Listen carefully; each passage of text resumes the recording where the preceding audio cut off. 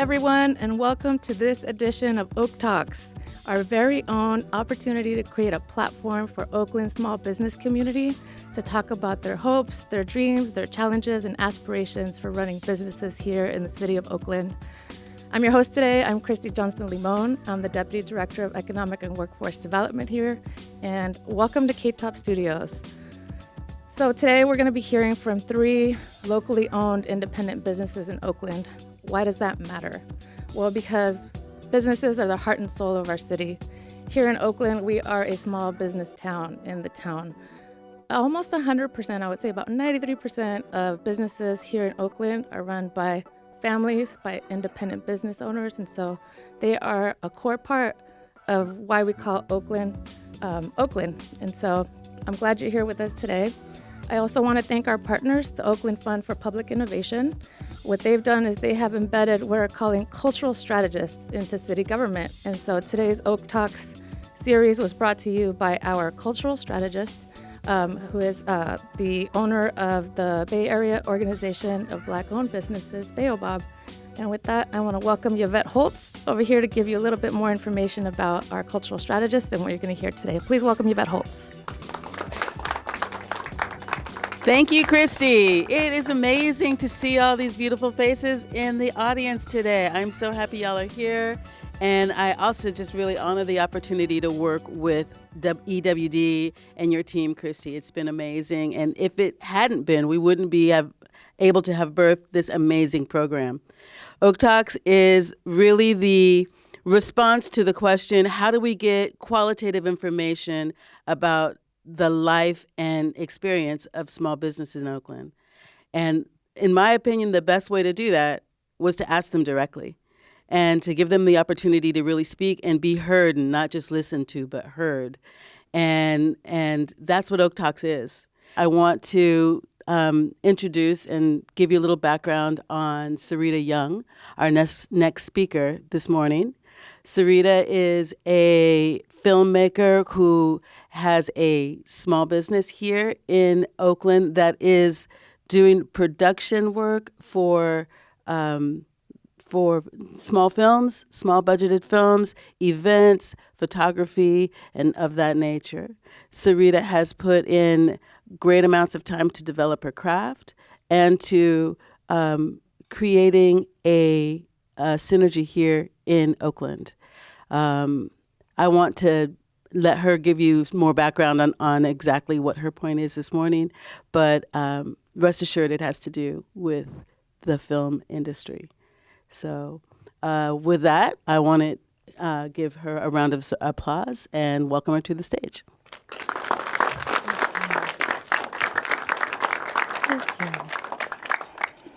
Hello, everybody. Good morning. Raise your hand if you've ever pursued a career that no one in your family has pursued before you. Ooh, that's a lot of hands. I can relate to all of you who raised your hand. My name is Sareeta Young, and I am the first in my family to have a photo and film production company. I'm going to take you on my journey of being a small business owner here in Oakland. So my journey started in 2013 with photography, and during the height of my excitement as a photographer, my family told me to be careful. Cameras are a hobby, not a job, and you need to find a job. So I found myself asking, how do I make working behind the camera my full-time job? So my journey started in 2017, again, when I decided to intern at the DJ Project in San Francisco as an assistant editor. And then as I was doing that, I was developing my craft as a camera operator and director in the multimedia department at Berkeley City College. From there, I transferred to UCLA School of Film and Television, and I'm just so grateful to have these opportunities of education to expand my horizons as to what's possible. When I graduated in 2020 in Los Angeles, in the midst of a pandemic, I found myself wondering if I had made the wrong decision to pursue filmmaking as my career. But I decided to move back to the Bay Area and specifically to Oakland because Oakland is where the culture is at. This is where the artists are, who have political and social messages weaved into their artwork. This is where I feel at home. So while being here in Oakland, my production team has worked with the Black Joy Parade, with Acting on Verba, and with Gold Beams. I've had opportunities to PA on sets with Google, Facebook, and Vogue, thanks to the Black Film Connect. And I've also had the honor of working with Town Futurist Media, who's an Oakland-raised production company. We've serviced clients like BAMP, Oakland Central, and Unity Council. With these clients and my experience working here in the Bay Area, I've been able to see that content is shifting slowly. There's no longer budgets for exponential growth with content creation. The projects are very short form. We need a lot of protection of our equipment. That requires more funding as well, so that when we're out shooting, we get to keep our equipment and take it home at the end of the day. So I've noticed that there's a shift in production in Oakland, with me and my teams and the other filmmakers around Oakland leaving to wonder, can we have longevity in the film industry here in Oakland? Should we move to another city? Well, since I'm invested in staying here in Oakland, I started my business here 3 years ago, I decided to join the City Hall meetings about the Film Rebate Initiative. Who here's heard about the Film Rebate Initiative? Okay, we've got a couple of hands. So for those of you who haven't heard of it yet, I'm gonna walk you through this initiative. This is a photo of all of us there at City Hall together. So the Film Rebate Initiative was put on by the East Bay Film Collective and supported with research by BAOBOB Media, and it was passed in July of 2024. This rebate initiative encourages Oakland to be proactive about the filmmaking industry. So $500,000 of the budget has been allocated to giving production rebates to production spending $25,000 up to $250,000 here in Oakland. If you are a production of that size, you have access to these rebates by, by a couple of different methods. By one, hiring Oakland residents who live in zip codes of the highest unemployment rates. By also servicing or purchasing goods from food vendors, equipment houses, and hotels from Oakland-based businesses. There are many initiatives in here. It's 58 pages, and I'm not going to take y'all all through all of it.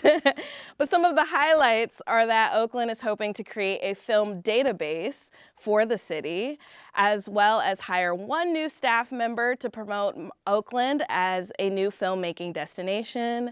And let's see, the third one, I'm finding it. The third one that's very impactful to me was creating training programs so that production workers can have access to jobs as seen fit by Oakland's film department. So we have the Film Rebate Initiative, and it's very encouraging. It was wonderful to see so many film business owners, independent filmmakers, union workers come together and support the passing of this initiative, which, like I said, did pass successfully this July.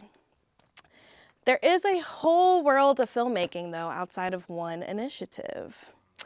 And I found myself wondering, how can we make sure that our film industry here in Oakland is actually sustained for longevity beyond just this film initiative? So my thoughts on that subject is we do need to do a lot of work outside of it in order to make sure that we have a strong foundation and that Oakland can be competitive in the national market when it comes to filmmaking, so that me and my filmmaking companions can stay here. So I have 3 points here that I'd like to make about how I believe we can retain the film industry here. And the first point is retaining the artist community. Our artists here are really wanting to work as artists, as creatives, as filmmakers, as producers, full time. But we're getting priced out of Oakland, as we all know. There are going to be less and less full-time artists here. So even if you do have this rebate that has an influx of funds for artists, what do you do if the artists don't live here anymore? So we need to retain our artist community. 2, I like to see that database be created in a comprehensive and ethical way. Meaning, even if you're shy and you don't really have a network and you're not in the society of film where you know what you know and you are who you know, you get to still be in this database.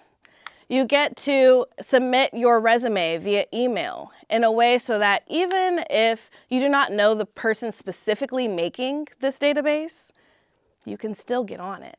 Meaning there are no monopolies on who is on this database, so that when productions do come in to hire Oakland residents, more Oakland artists get a chance to be hired to be on set. 3rd, I would like to see us support productions with budgets with $5,000 or less.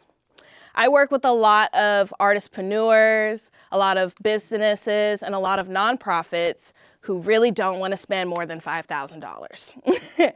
And so we would like to see some support with that.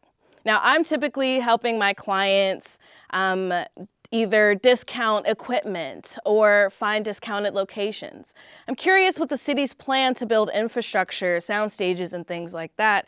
How can we find ways to supplement clients' needs that aren't coming from small businesses? I'm also, when it comes to supporting small productions, I'm also curious if we can add marketing to the city so that we can market the free showcases that we're doing. We can market the events. Can we have a community calendar, perhaps? So many of our events are overlapping on the same day. Can we maybe not have that? With this marketing, we can create more impressions on the city's websites and just in filmmaking culture in general so that even small productions can be represented because we make up the culture too. So these are my 3 aspects to what I believe will help Oakland have a foundation in filmmaking beyond just the film initiative.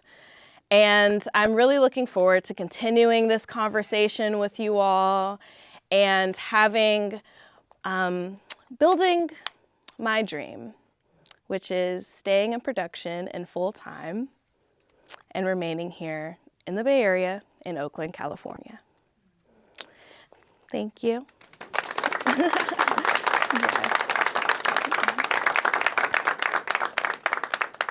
I would like to invite y'all to ask any questions that you may have.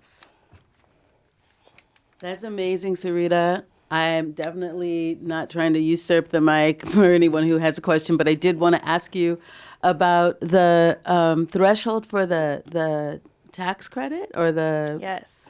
You said it starts at $25,000 and goes up to $250,000. Yes, it does. And the production size that you were really advocating for were for projects with $5,000 I was. budgets. You noticed. So, Yes. what's up with that gap? With the film rebates that are available in California all around, it's typically $1 million budget or more, right? And so Oakland's doing something really powerful with this initiative by having the range be $25,000 to $250,000.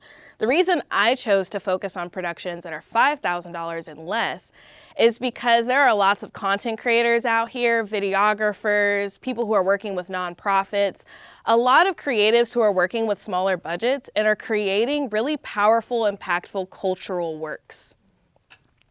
And those cultural works can become dissipated the more money it gets involved.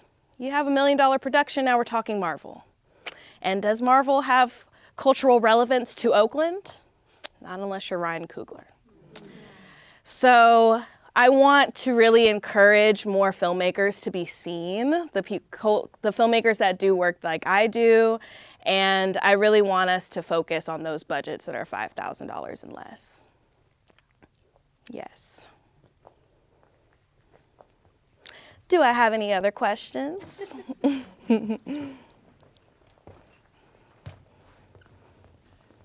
Hello, thank you. Hello. Thank you for coming out.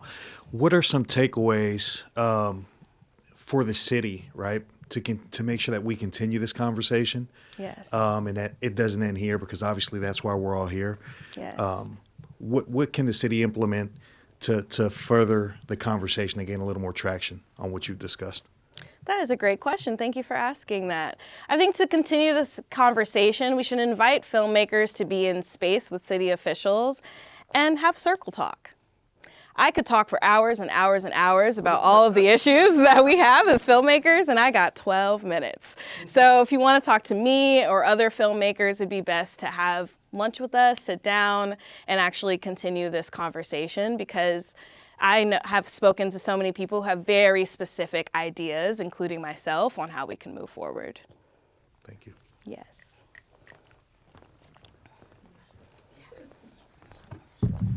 Hello, my name is Sareeta. I'm a co-founder of Black Film Connect, which she mentioned in her speech. Thank you for mentioning that. That being said, my question is, so as you've kind of said, the culture has kind of, become rooted here in the East Bay, despite the challenges of living here and, making art or making film content here.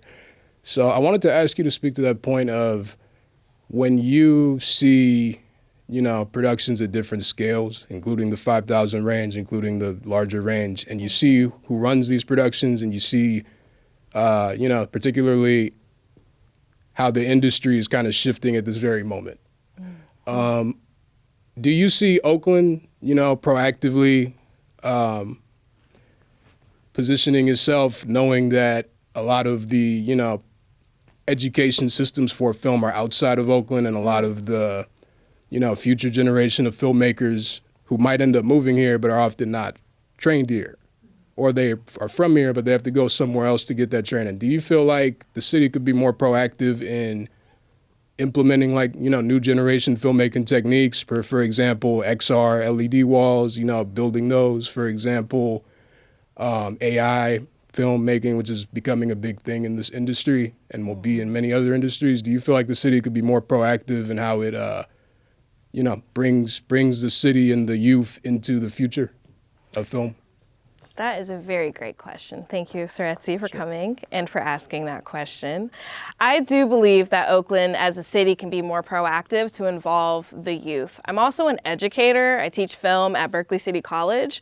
And so what I see is that we definitely need film programs in Oakland. I am exactly what he's talking about. I got all of my film education from different parts of California, and then I came back to Oakland. We need training programs here. We need training programs that are led by relatable faces so that the new incoming generations can feel excited about this. When I'm on these sets that are from $5,000 all the way to $3 million budgets, I'm typically, one, the only woman there, and two, surrounded by faces that do not look like me. So if you're trying to get into this industry, it may be very difficult to see, do I even fit in here? And then with the economy and all of that, you may not even pursue filmmaking at all as a career. But there are opportunities for that, and I do believe that the city should be including the youth in its build out. How can we train the youth? How do we make the youth excited for production? The youth on TikTok, they're making content, okay? How can we get them making content about Oakland, about our city, in a way that's beautiful and exciting? So yes, thank you for that question. All right. Well, thank you again, Sareeta, for putting all that together so that we could really understand better where you're coming from. And it is super important, I think, that engaging with the youth and creating some pathways, avenues for folks to get involved is critical. Thank you for raising that light. And let's give her another round of applause.